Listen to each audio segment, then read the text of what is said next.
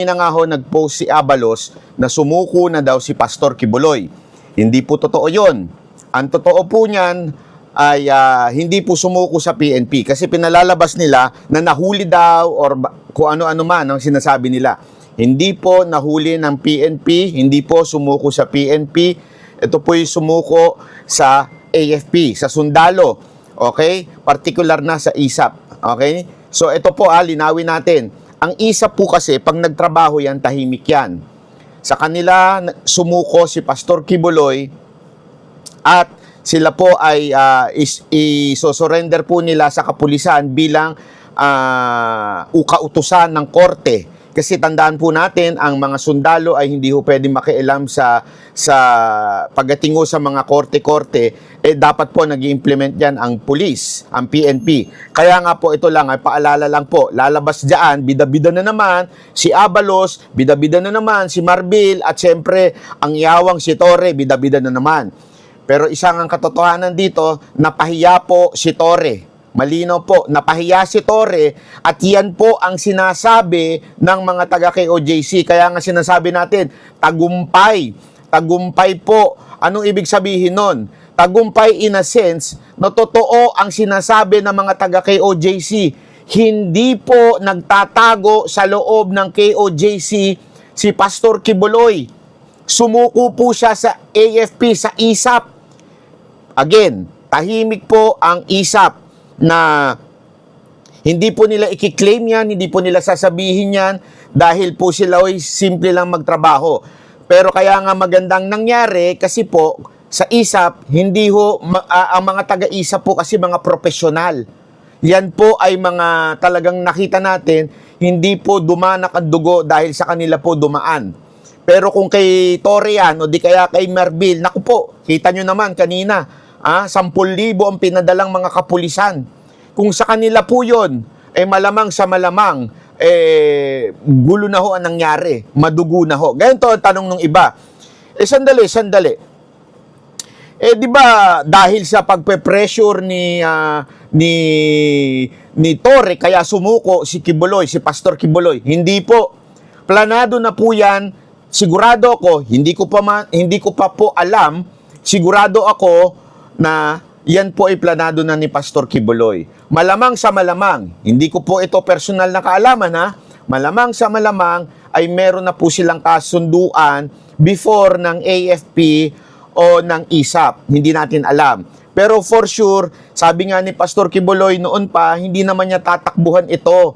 Sinasabi niya sa tamang forum lang, sa tamang mga tao lang. Ang problema po kasi ngayon, kung dumaan po sa PNP yung pagsuko, hindi natin alam kung saan idediretso si Pastor Kibuloy. Di ba sinasabi niya, mga Amerikano ang gusto magpahuli at Amerikano ang nag-utos sa kapulisan natin?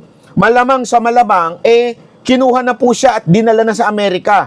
Kaya nga po sumuko na lang sa sundalo. Sigurado, meron na silang kasunduan na hindi sila isusuko sa Amerikano. Yun lamang po ang gusto ni Pastor Kibuloy. Ibig sabihin, tagumpay po yung pinaplano ni Pastor Kibuloy na harapin ang kaso sa Pilipinas. Hindi yan ang issue. Ayaw lang niya na sa Amerika. Kasi sa Amerika, alam naman natin kung anong gagawin sa kanya. Malamang, sigurado, baka palabasin na tumakas, na nanlaban, dahil gusto siyang mawala ng Amerika. So ganito ang nangyari, kaya tagumpay ito para kay Pastor Kibuloy. Dahil palpak po ang lahat ng intel nito ni Torre na nasa loob ng KOJC. Palpak po lahat ng pinagsasabi niya, lahat ng paghuhukay niya, palpak. Totoo lang, nakakatawa siya kasi ground commander na walang kaalam-alam. Mantakin mo sabihin niya sa press, wala po akong alam dyan, kay Abalos, tanungin, o kaya tanungin nyo lang spokesperson ng PNP. Ibig sabihin, hindi po siya kasama doon sa inner circle na nag-uusap. Ganun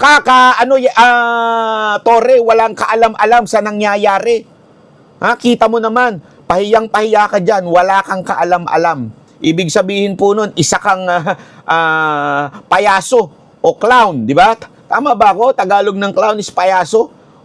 Ganyan ka lang dyan sa PNP, isa ka lang clown, isa ka lang katatawanan, isa kang araw-araw na opisyal na nagsisinungaling. Ikaw ang pinakapalpak na opisyal sa PNP.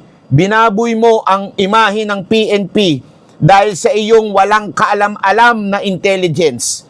Pero mantakin mo, dinala mo ang lahat ng resources dyan, ginastusan mo ng kung ano-ano, yung pala wala dyan sa loob. Anong tawag sa'yo? Katatawanan, isang payaso, isang clown.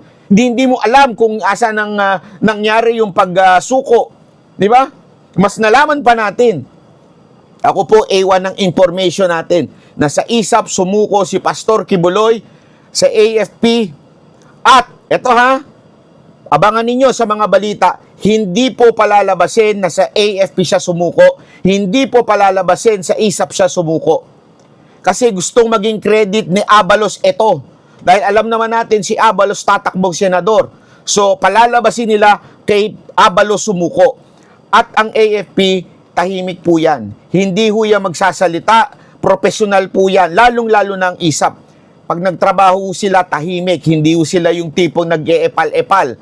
So, ito ho'y A1 information. Hindi po sa PNP sumuko. Mahalaga po ba ito? Ito ba ay masasabi nating success?